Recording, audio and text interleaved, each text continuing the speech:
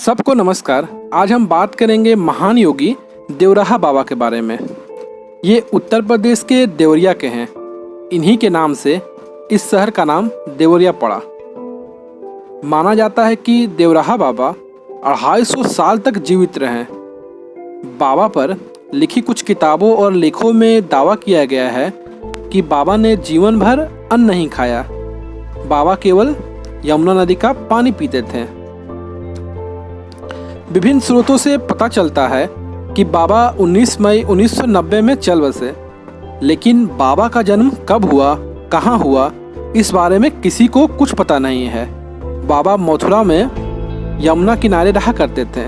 यमुना किनारे लकड़ियों की बनी एक मचान उनका अस्थायी बैठक स्थान था।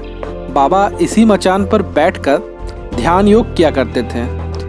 भक्तों को दर्शन और उनसे संवाद भी यहीं से होता था। कहा जाता है कि जिस पर बाबा ने मचान से पैर रख दिए उसके वारे न्यारे हो जाते थे। बाबा के भक्तों में न केवल आम नागरिक थे बल्कि दिग्गज राजनीतिक हस्तियां भी थीं। इनमें से प्रमुख हैं पूर्व प्रधानमंत्री लाल बहादुर शास्त्री, इंदिरा गांधी, राजीव गांधी, वर्तमान कांग्रेस अध्यक्ष सोनिया गांधी और देश के प्रथम राष्ट्रपति डॉक्टर राजेंद्र प्रसाद। देवराहा बाबा ने जीवन भर अन्न ग्रहण नहीं किया। वे यमुना का पानी पीते थे अथवा दूध, शहद और श्रीफल के रस का सेवन करते थे। तो क्या इसका मतलब उन्हें भूख नहीं लगती थी? इस प्रश्न का जवाब कई वैज्ञानिक अध्ययनों में मिलता है। एक अध्ययन के अनुसार अगर कोई व्यक्ति ब्रह्मांड की ऊर्जा से शरीर के लिए आवश्यक एनर्जी प्राप्त कर ले और उसे भूख न लगे, यह संभव है। साथ ही अगर कोई व्यक्ति ध्यान क्रिया करे और उसकी लाइफस्टाइल संयत और संतुलित हो तो भी लंबे जीवन की अपार संभावनाएं होती है।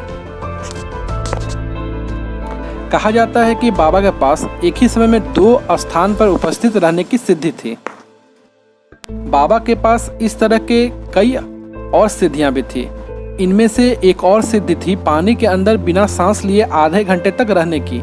इतना ही नहीं, बाबा जंगली जानवरों की भाषा भी समझ लेते थे। कहा जाता है कि वह खतरनाक जंगली जानवरों को पल भर में काबू कर लेते थे। बाबा के अनुयायियों के अनुसार बाबा को दिव्य दृष्टि की सिद्धि प्राप्त थी। बाबा बिना कहे सुने ही अपने पास आने वाले की समस्याओं और उनकी मन की बात जान लिया करते थे। याददाश्त उनकी इतनी गजब की थी कि वे दशकों बाद भी किसी व्यक्ति से मिलते थे उसके दादा परदादा तक के नाम और इतिहास बता दिया करते थे।